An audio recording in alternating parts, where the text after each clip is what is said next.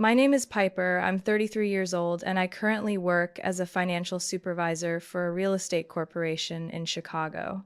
After years of working tirelessly, I finally saved enough to buy a log cabin on Lake Michigan, the only place where I feel at peace, completely apart from the pressure and noise of the outside world.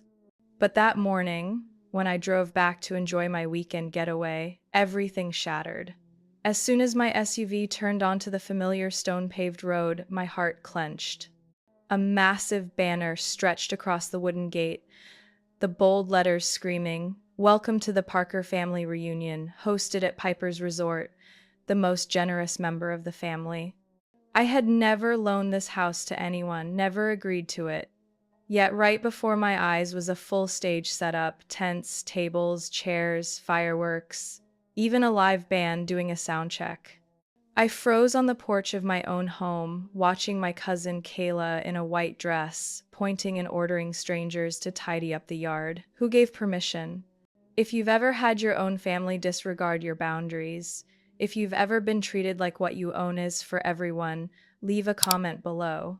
Don't forget to hit like and subscribe so I can share the rest of this story about how I went from being dismissed to standing tall, teaching them a lesson they would never forget. Are you ready? I stood there stiff as stone on my own porch, arms hanging at my sides, cold fingers clutching a ring of keys that suddenly meant nothing in the scene before me.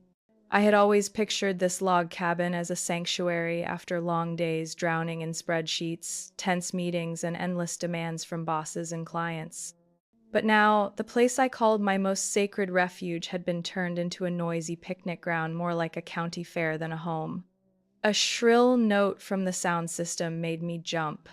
A child darted across the yard, chasing a balloon swept by the wind. On the porch roof, a man I had never seen was taping string lights to the drain pipe with masking tape. The front door was unlocked. My heart pounded as I stepped inside. Not one person looked up to greet me. "Hey, put the wedding cake in the kitchen fridge. Careful, bottom left shelf," a voice called from the dining room. A woman in a floral dress was wiping the table with baby wipes. Half-opened takeout containers sat among trays of cupcakes and empty pizza boxes.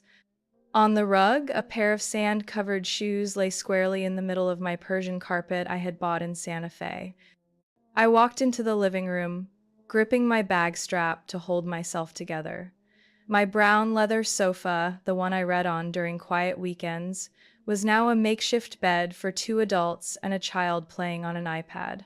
My blankets, my pillows strewn across the floor. A shrill voice came from the staircase. "Oh, Piper, you're here. Can you come up for a sec? I need you to sign off with the wedding chair supplier." I looked up. Kayla, my cousin. The little girl who used to yank my hair when I tried to study, now standing on the stairs with a clipboard, white claws of nail polish flashing. I climbed the steps, each one pressing heavy in my chest. My bedroom door was wide open. The sight stabbed straight into me. The lace curtains I had hung just last month were replaced with tiered white chiffon. My bedside lamp swapped for scented candles. At the center, my bed was covered in ivory silk sheets, pillows embroidered in silver thread reading Mr. and Mrs. At my vanity, where I usually applied lotion and red letters, three women giggled, trying out lipstick shades for the bride. Kayla came over, grabbed my hand, and spoke rapidly. "I knew you'd understand. I told everyone you're super generous, that you'd definitely agree. Trevor and I couldn't find a better venue. You know how hard it is to book a place this wedding season. Everywhere's full. You're saving us." I pulled my hand back. "This is my house," I said, steadying my voice. "No one asked me. No one has the right to do this." Kayla smirked, like I was being ridiculous. "Oh, come on, Piper. Don't overreact. Everyone thought you'd be happy to help. My mom even said you hardly come here. Leaving it empty is such a waste." "So that justifies turning it into an event center?" She shrugged. "It's just for 3 days. We'll clean it up better than how you left it, I promise." I stood in silence, looking around.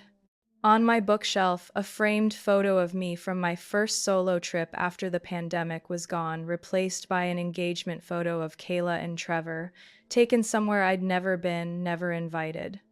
A girl walked in with two nail polish bottles. Kayla, nude or peach, goes better with your dress. Pink? Definitely, Kayla replied, then turned to me. Oh, could you do me a favor? The caterer needs confirmation for tomorrow's menu. Trevor's allergic to shrimp, so we need to cut the seafood cocktail. Can you call them? They already have your number. I froze. Why do they have my number? Oh, I put it in the contract contact info. You're the homeowner. I stepped out of the room, each step heavy as stone. Downstairs, I opened the storage room. My property file box had been dragged into the middle, a coffee stain on top. My tax folder sat open. I walked back into the kitchen. A man stood at my fridge, rummaging. When he saw me, he grinned. You must be Piper. This place is amazing. My mom thought it was a high-end Airbnb. Trevor said you lent it to them, no strings attached. That's really kind of you. I didn't answer. I opened my phone, pulled up the security camera app, the one I used before renovations. Then my banking app. Every maintenance bill, property tax, insurance payment was still being withdrawn from my account. Not one of them had ever paid a dime. Yet here they were, strolling through as if they had booked a hotel suite. I sat down, my bag, walked onto the porch. The noon sun blazed, the lake breeze brushed my hair, but there was no comfort left. A child fell on the grass, crying. An older aunt shouted, "Where's Piper? Get her to help me pull the tarp." My hand tightened on the stair rail. In that instant, I felt no more anger, only something colder, deeper, sharper. No one had the right to decide for me. No one could keep mistaking my silence for consent. I walked back inside, grabbed my bag. The noise, the perfume mingled with food smells, the careless laughter, all of it pushed me out of what was supposed to be my home. I pulled the door shut behind me, without locking it. I would be back not to serve them, but with a plan. A plan to remind them this house has an owner, and she's still here. I drove back to my Chicago apartment by late afternoon, my mind spinning as if I had been floating on waves the entire drive. I couldn't recall how many turns I'd taken, or how I even got home, as if my body had carried me back while my mind was drowning in the chaos of what I'd just seen. When I stepped inside, I didn't take off my shoes, didn't turn on the lights. I sank onto the sofa in the dim glow of sunset through the window, where the last rays cut across my coffee table and lit the scattered papers from last week. My phone had been on silent since morning. I picked it up now. A missed call from Kayla. 2 texts. One with a photo of her trying on a wedding dress, another reading, "Trevor says the ceremony will be under the willow tree out front. Remember I told you about it? I'm so excited." I couldn't recall ever hearing about that. I set the phone down, went straight to my desk, and turned on my computer. I opened the browser and typed, "Piper Lake Lodge." The website popped up instantly. Sleek design, soft colors, header photo of Lake Michigan at sunrise. The first image, my cabin, shot at an angle to capture the back porch, the dock, even the string light's eye. Hang every holiday season. A bold headline sliced through me. Piper Lake Lodge, a luxury lakeside retreat and event venue. Scrolling down, I saw my living room, brightened and photoshopped with flowers that don't exist.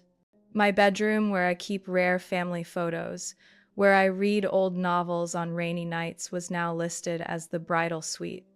There was even a rate chart, a 3-day wedding package, a lakeside BBQ plan, a kayak shuttle service. I clicked contact. When I saw the phone number printed under "Call now for a free consultation," my blood ran cold. It was my mother's number.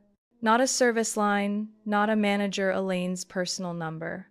I paced the room, not with rage, but with a deep, hollow ache, like a crack beneath ice that had been spreading for years. Back at the computer, I scrolled to the bottom. A short blurb read, "From the vision of Derek Harrison, founder of Piper Lake Lodge, we bring you a unique space to celebrate life's most memorable moments." I leaned back, eyes shut. Derek, my brother. He had dropped out of college his second year, bounced from job to job, never lasting more than 6 months. Last year at dinner, he told me, "You're just lucky. Not everyone who works hard gets what you do." So Derek built this site. He turned my house into his business venture. He used my name for branding, my home for marketing, and crowned himself founder. I pulled up LinkedIn, searched Derek Harrison, a profile created 2 months ago. Headline: Entrepreneur Vertical Bar Event Venue Founder Vertical Bar. Visionary at Piper Lake Lodge. Profile photo: Derek standing in front of my cabin, white shirt, hands in his pockets, grinning like he just signed $1 million deal. Then Facebook. His pin post: "See you at the summer launch party, my first passion project. Thanks to my amazing girlfriend Amanda for believing in this dream." Over 400 shares. Comments tagging friends, asking about booking reunions, engagements, parties. I left my chair, opened my filing cabinet, pulled out my property documents, purchase contract, title deed, utility bills, property taxes. Every page bore one name, mine. I picked up my phone, dialed my mother. She answered on the fourth ring. "Piper, I was just about to call you. I heard you stopped by the house. You worried Kayla so much. Why didn't you just stay and join the fun?" "Do you have time?" I asked, voice steady, "to have a serious conversation?" She was silent for a moment. "What is this about?" "The Piper Lake Lodge website. The contact number listed is yours. You gave it, didn't you?" "Well, it's not such a big deal, sweetheart. I was just helping Derek build a little reputation. You don't use that house often. Everyone thought leaving it empty was a waste. And Derek is the founder? He only wanted to impress his girlfriend. Amanda comes from money. You have to understand. Sometimes men need a little boost to their confidence. What about ownership? The images of my house? The event contracts? Kayla invited 200 people to my property. Did anyone even ask me once? Piper, you're blowing this way out of proportion. Your family needed help. You could be a little flexible. Haven't you always been the most mature one in the house?" I gripped the phone tightly. "I am not just a name for people to use in their projects. That house is not public space. I've stayed silent too long, and everyone has gotten used to treating that as permission." My mother's voice softened. "Sweetheart, I didn't think you'd react like this. You've helped Derek before. That was different. This time you've gone too far." I hung up and set the phone on the table. Outside, the evening light had vanished completely. Inside me, there was no anger anymore. Just determination, steady and clear, like the lake on a windless day. I opened my laptop, created a new folder on the desktop, and named it Evidence Piper Lake. Everything would be recorded, every message, every fake contract, every email misusing my name, because this time I would not let anyone trample the boundaries I had worked so hard to build. The next morning, before sunrise, I returned to the cabin on Lake Michigan. I told no one. I carried nothing but my phone, a notebook, and a small bag of legal documents. The lake lay under a thin veil of mist, like breath hanging in the cold. The house was unusually quiet, the only sound the wind slapping against the tarps strung across the yard. I opened the door, stepped inside, and shut it firmly behind me. In that hazy stillness, it almost felt like nothing had happened. But the strange perfume lingering on the doorknob and a pair of nude heels by the rug reminded me exactly where I was standing, in a place that no longer felt like it belonged to me. I went straight to the kitchen. The lights were on. My mother was pouring coffee, wearing a thin jacket, her hair pinned neatly. She looked at me over her reading glasses as if I had walked into someone else's house without knocking. "You're up early," she said lightly. "Or did you not sleep at all?" I didn't answer. I pulled out a chair, sat down, and set my notebook on the table. "Mom, I need a straight answer. Did you know everything?" She frowned slightly, then set her cup down, the clink loud against the wood in the silence. "If you're talking about the website, the wedding, and Derek's projects, yes, I knew. I also thought you wouldn't object." "You didn't see any problem with that?" She sat opposite me, hands clasped together. "Piper, you live alone. You hardly use this house. Derek needs a chance. Kayla needs a wedding venue. Families are supposed to help one another." "Help? By taking my property and handing it over without asking?" "You're being too harsh." She waved her hand. "Yes, the deed is in your name, but this is also where we spent Thanksgivings, Christmases, 4th of July fireworks. It's not just yours." I leaned back, took a deep breath. "The paperwork says it's mine. I pay the insurance, taxes, utilities. Alone. No one shares the cost. So why does everyone assume they have the right to use it?" She stayed quiet. I saw her fingers tapping against each other the way she always did when she was nervous. "Piper," she finally said, "you're successful. We're proud of you. But that doesn't mean you can live separate from everyone else's needs. Derek is struggling, you see that. Helping him this one time isn't unreasonable." "This isn't helping," I said softly. "This is exploitation." At that moment, footsteps shuffled in the hallway. A bedroom door opened. Derek came out in a white t-shirt and sweatpants, still groggy, but his eyes sharpened when he saw me. "Oh," he said slowly.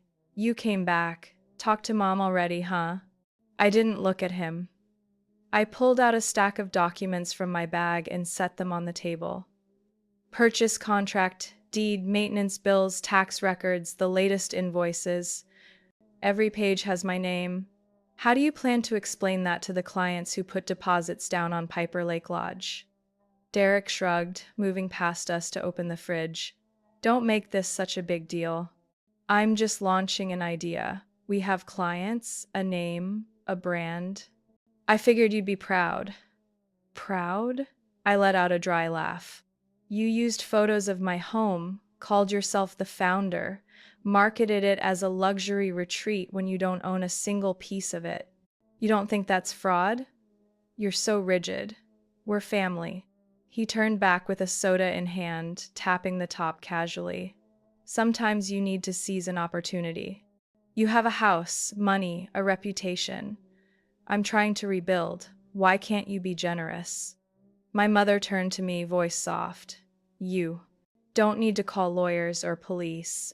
If you do, the whole family will think you've gone too far. Making a scene will only shame us." That word made me stand. "Shame?" I repeated slowly. "What about me? I don't lose anything?" "I lose ownership, privacy, trust. Has that crossed your mind?" Derek folded his arms against the counter, watching like it was theater. "You're blowing this up over a little cabin." I turned to him. "That little cabin is mine. Not little to me. It's the result of 12-hour workdays, 6 days a week, for nearly 4 years. It's the only place I feel safe. And now I have to ask permission to walk into my own home?" He shrugged again, as if none of it mattered. My mother came closer, laid a hand on my shoulder. "Piper, I don't want to fight. But think about your siblings, your relatives, the family's honor." I gently pushed her hand away. "I've thought too much already. Now I'm going to do what I should have done long ago." I pulled out my phone, turned on the camera, and aimed it at the kitchen table where they stood. I panned across the scene, relatives eating breakfast on the porch, long tables draped in white cloths, the sound system playing soft music. I said nothing. I just recorded. Then I shut it off, slipped the phone into my bag, and walked out. No one stopped me. No one apologized. Only my footsteps echoed in a house they had come to believe was theirs. though they had never contributed a single day of work. I got into my car. On the passenger seat sat the folder I had carried in. I opened it, pulled out a pen, and wrote on the cover, "Personal property, not to be used without written consent." I spent nearly 3 hours in the small office of my attorney, Hannah Green, a sharp-eyed woman in her 60s. She was an old colleague of a former boss of mine, once a legal specialist in real estate, and I trusted she knew exactly what property violations looked like. When I laid the folder on her desk, she didn't ask many questions. She turned each page carefully, jotting notes in red ink, nodding silently when she reached the end. "Piper," she said at last, "are you certain you don't want to settle this quietly?" I looked up. The noon sun streamed through the window, casting her face in golden light. "I've been quiet long enough," she nodded. "Then our first step is to verify the legality of all contracts involved. Do you have any copies?" I opened my laptop and logged into my email.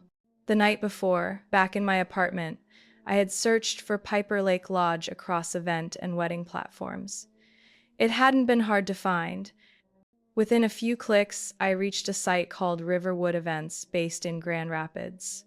I signed up with a fake email, posing as a potential client. Within minutes, a sample contract landed in my inbox. I opened it and froze. The listed property owner, Piper Bennett, the signature, an imitation of mine, close enough but off. The curve sharper, the slant leaning too far left. I printed everything, including the emails from the company. One message stood out. "We've processed the first payment of $45,000 on June 12th to the account information provided by Mr. Derek Harrison." I showed Hannah that line. She looked up, startled. "So not only forged contracts, but they took money?" I nodded. "The total contract value is $120,000, covering Kayla's wedding, but also another client's so-called bohemian-style ceremony scheduled for next Monday." I handed over another printout from the event website.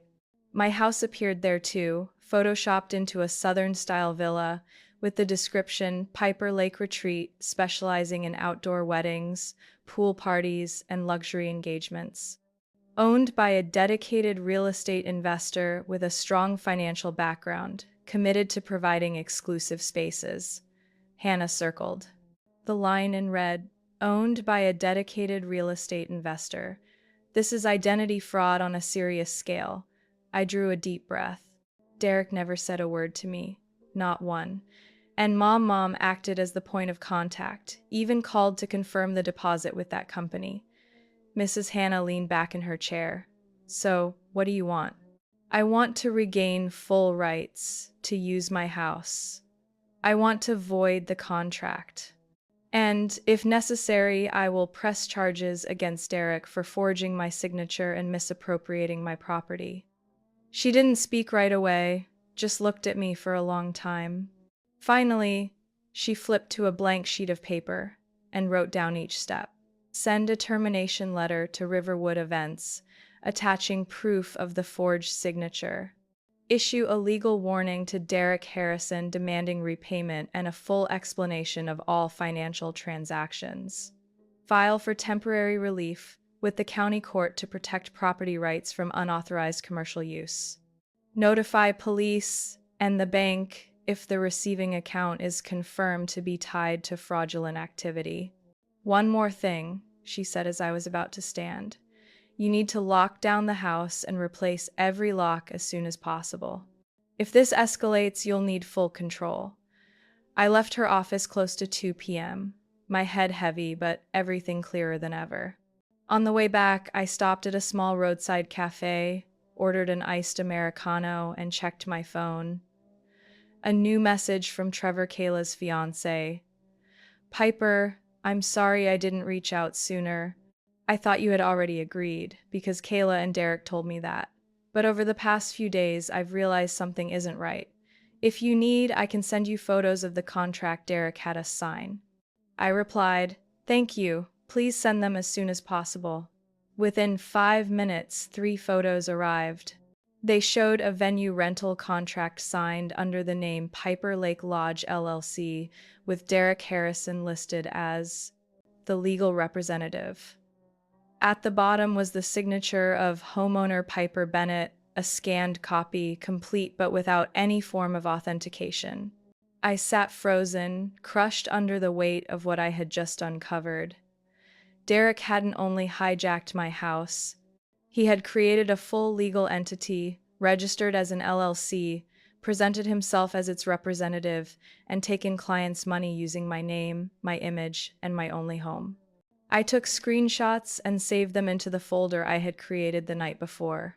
Evidence, Piper Lake.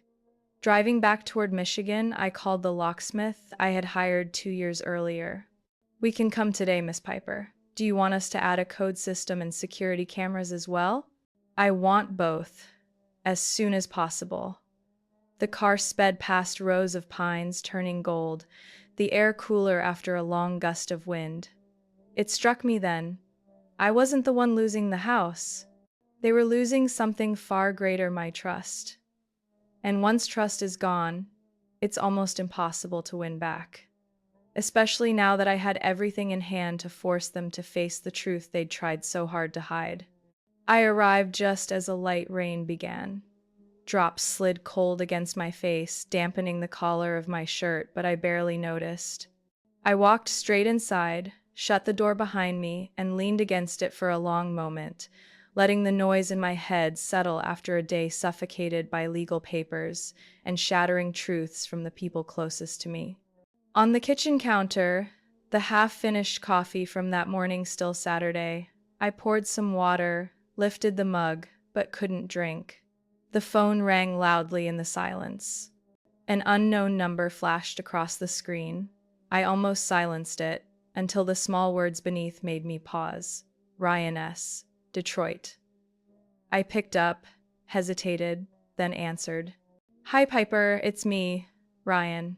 His voice was low, hoarse, a little cautious. "I'm sorry for calling out of the blue, but I think I need to do this." "Ryan? What's going on?" I asked, moving toward the window, staring out at the rain-soaked yard, my hand tightening on the phone. "I just cut ties completely with Kayla.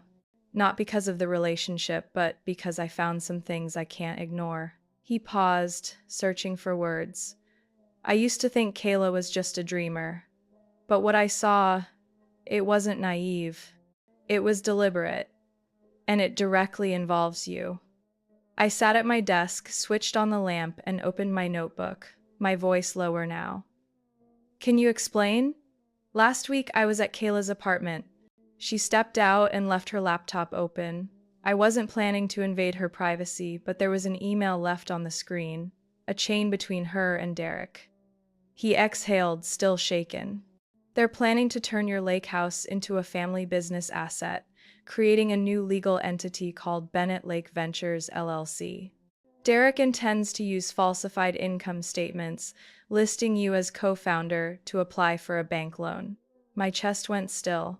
My heartbeat thundered in my ears so loud I wondered if he could hear it too. "Do you have anything to show me?" I asked quietly. I didn't take screenshots, but I copied the entire email chain and recorded a conversation with Derek. He didn't know I was recording. "There's one line. I think you need to hear it." I drew in a breath. "Can you send it to me?" "I'm in Grand Rapids," he said, "but I can drive to Chicago tomorrow morning. Or, if it's easier, I can drop off a USB. I don't want to be part of this anymore, but I also can't stay silent." I glanced at the clock. It was almost 8 p.m. "I'll come meet you." "Where's convenient?" "Black Oak Cafe, north side of Grand Rapids. I'll be waiting." I didn't think twice. I grabbed my coat, checked my phone again, and headed out. It took me over 3 hours in the rain to get there. The cafe sat tucked behind a gas station, its golden lights glowing warmly against the wet night. Ryan was in the corner, leather jacket, cap pulled low. He stood when he saw me. "I ordered you a hot cocoa, a little sweet but comforting." He slid the cup toward me. "I didn't drink. Do you have the USB?" He nodded, pulling a small blue drive from his pocket. I renamed the folder P for your eyes only. I took it, my hand cold but firm. He avoided my gaze, looking out at the rain instead. I'm not perfect, he said. I once wanted to marry Kayla. I believed she just needed direction. But what I read, it chilled me. What exactly? I pressed. Ryan pulled out his phone, opened the recording, and slid it across the table. Derek's voice crackled through, distorted but unmistakable.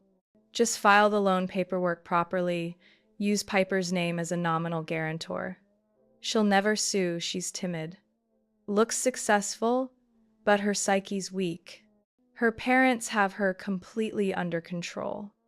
My cheeks burned, not with rage, but with the sharp sting of being demeaned so bluntly, so familiarly.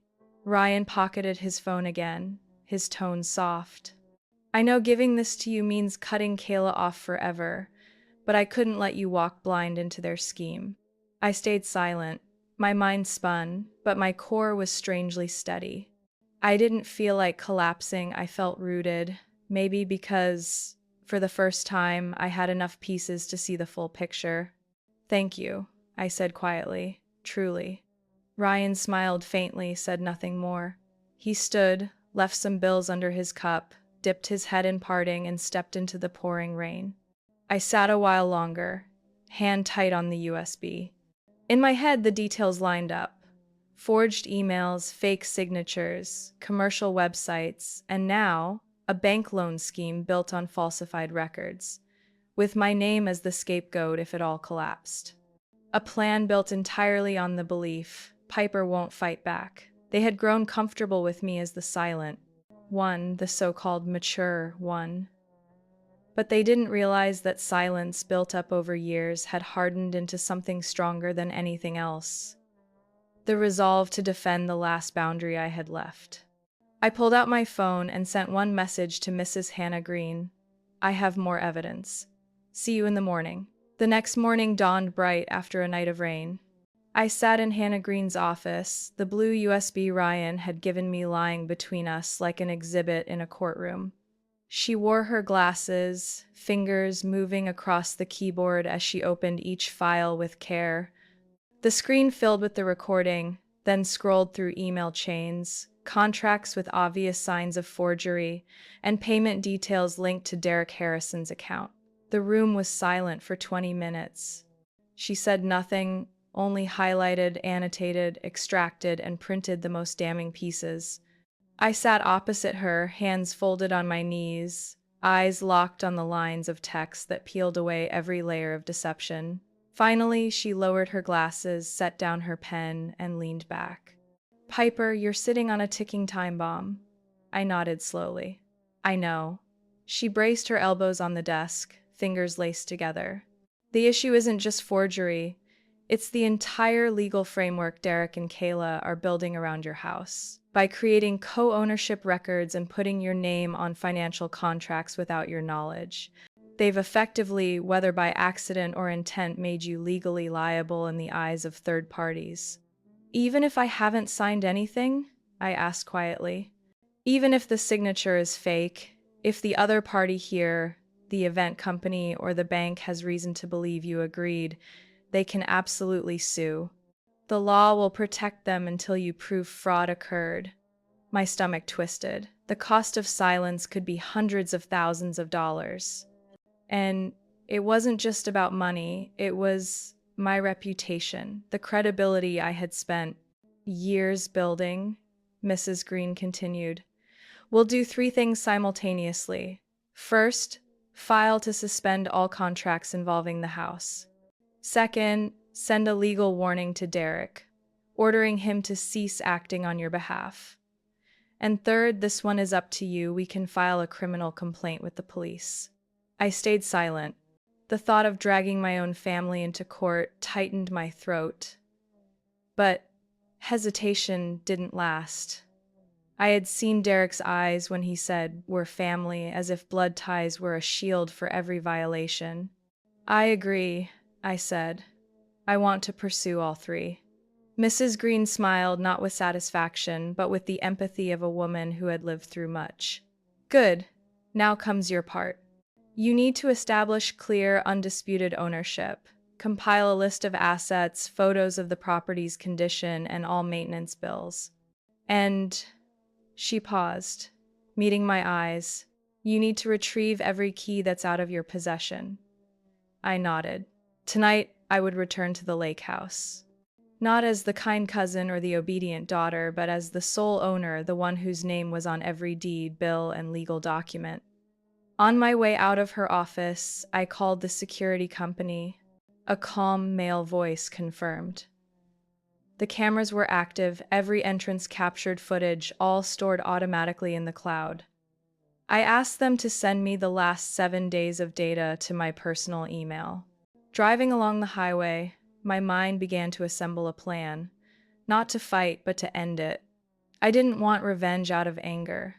I wanted every move I made to be rooted in reason, in law, in evidence no one could deny. By late afternoon, I stopped in the town near the lake and walked into a hardware store. I bought new locks and ordered a remote access code system. The young clerk asked, "Protecting a vacation rental? Piper Lake Lodge has gotten pretty popular lately." I gave him a thin smile. "I'm taking my house back." He looked puzzled, then gave a small nod. That evening, I returned to the cabin. The sky was gray, the water still as glass. The porch lights had been replaced with colorful string bulbs. Flags and banners lined the entrance. I turned off the engine and sat there for a long moment. I didn't go in right away. I pulled out my phone and opened the security app. Inside, 4 people were in the living room, distant relatives. One of them I recognized as Aunt Ruth's son. They were playing cards, joker cards slapped onto the wooden table I once used for reading the morning paper. I hit record.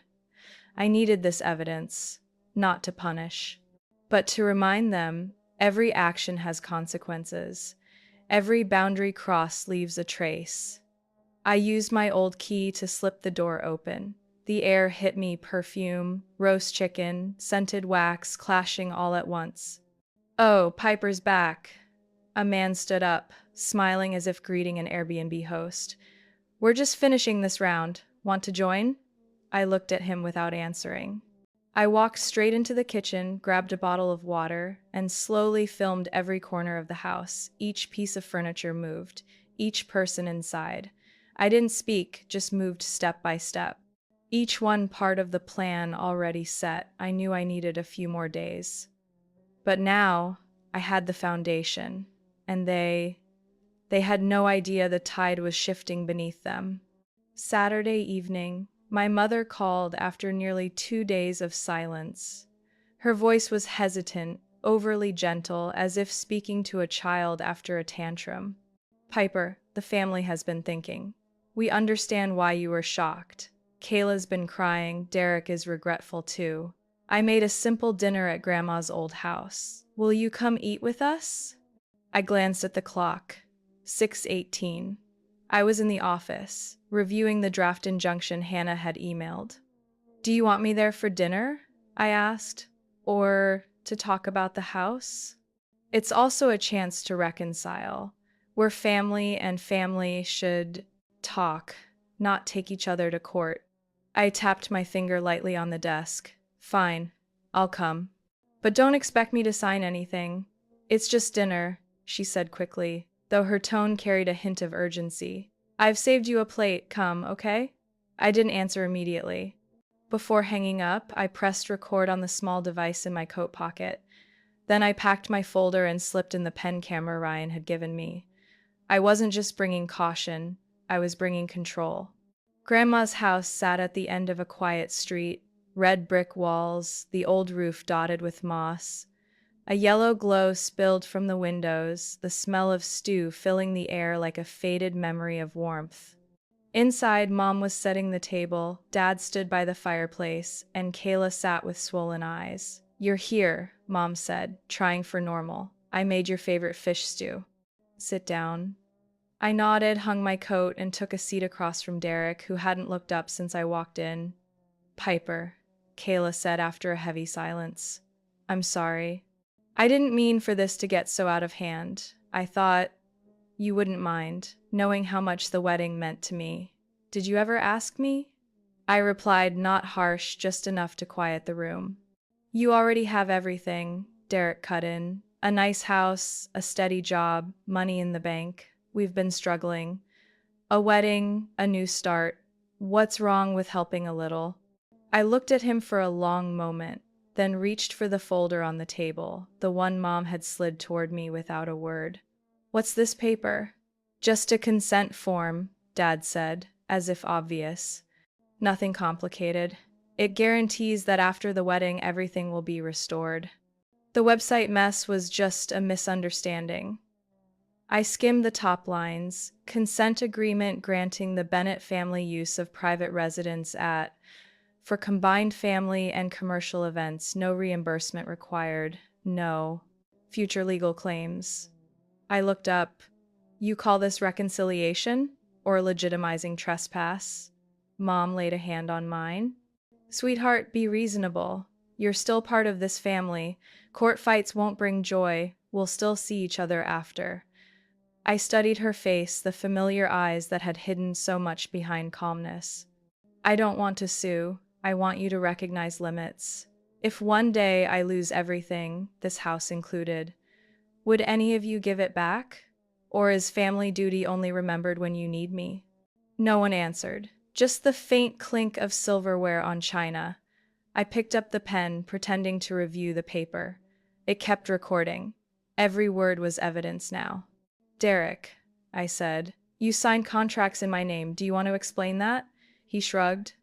I figured you wouldn't object. The house isn't harmed, and the money benefits the whole family. The whole family?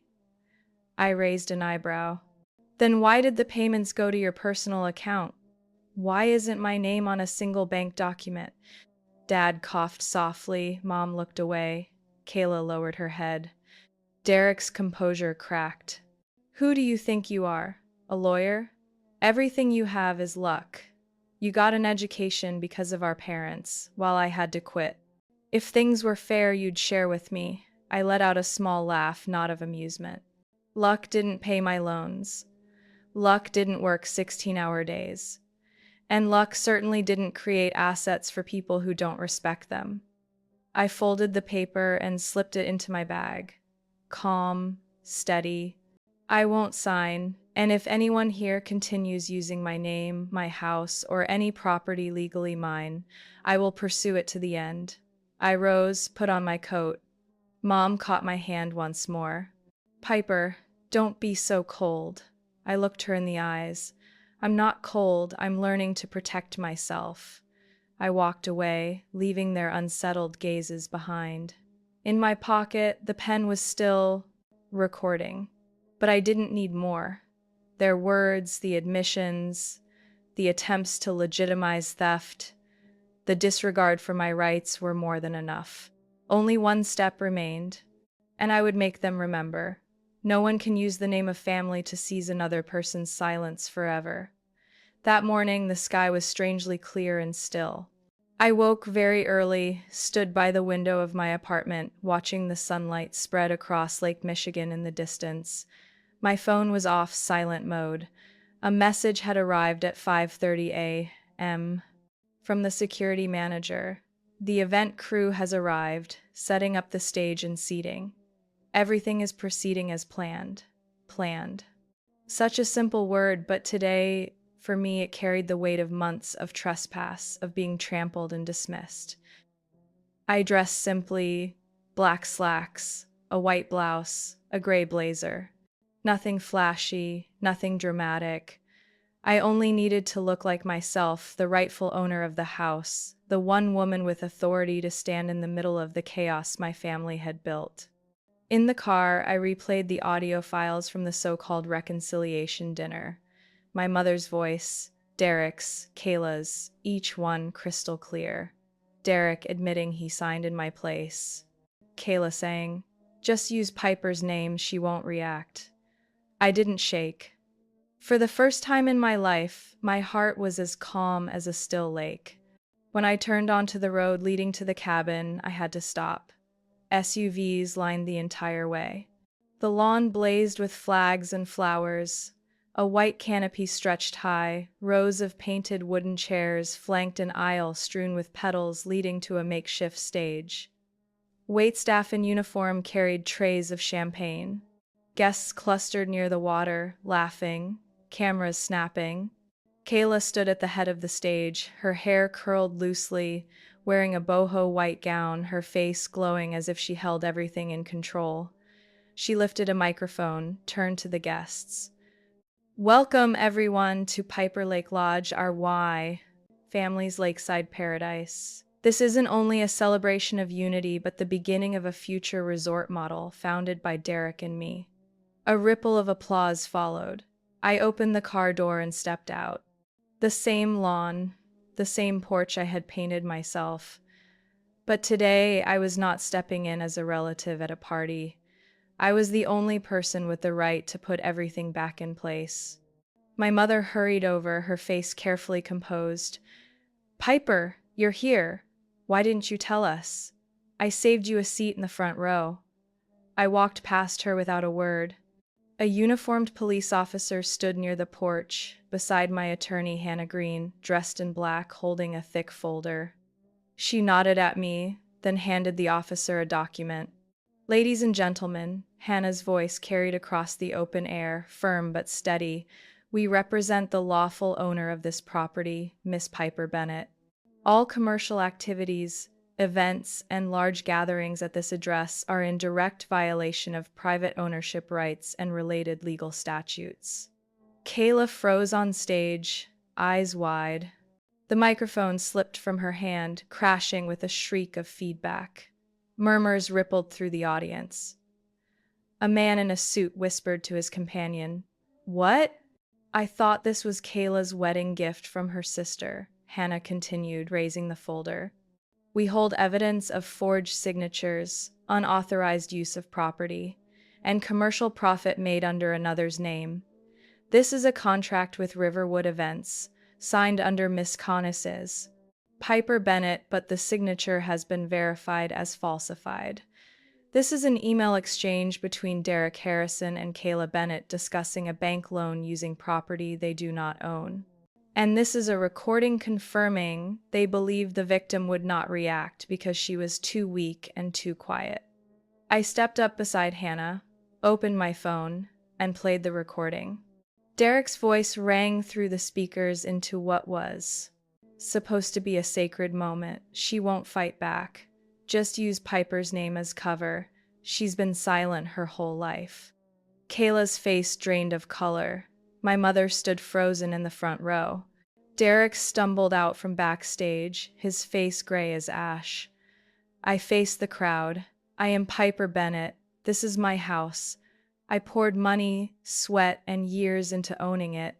And the people standing before you turned my name into a cheap brand for a commercial dream I was never asked to join. Silence. Only the sound of lake water lapping against the shore.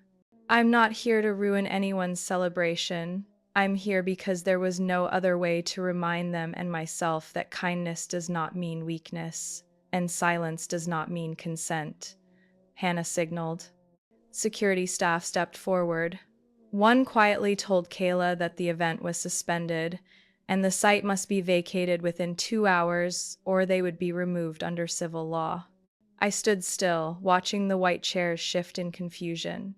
Guests began rising, some hurrying to leave, others snapping last-minute photos before the illusion dissolved.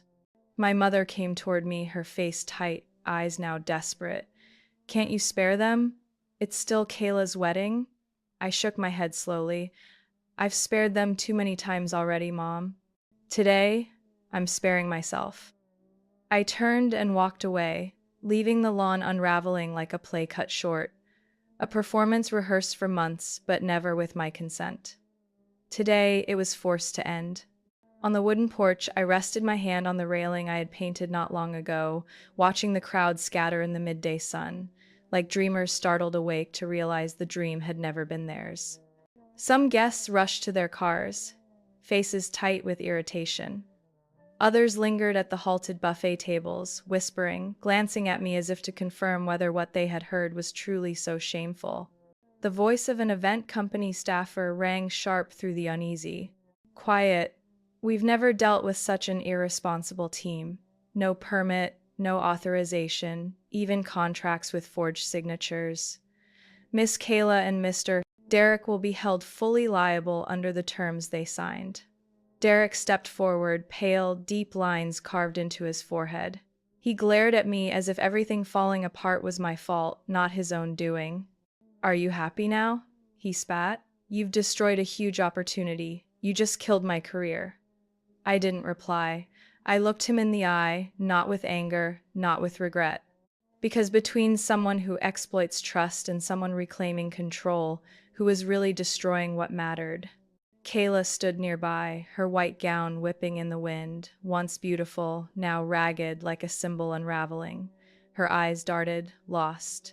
Trevor, her fiancé, was speaking with a middle-aged man, likely his father. When Kayla moved toward him, Trevor only said something short, shook his head, then turned away.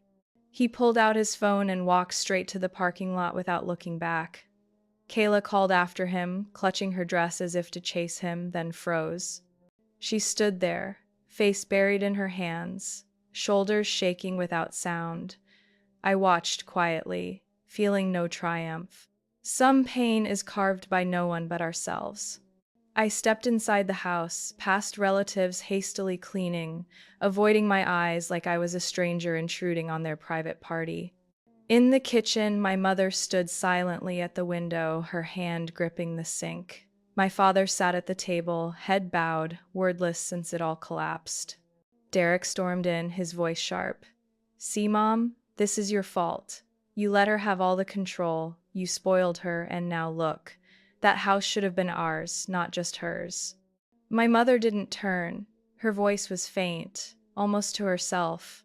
I never thought it would come to this. I thought they'd know when to stop. Derek let out a bitter laugh. Stop?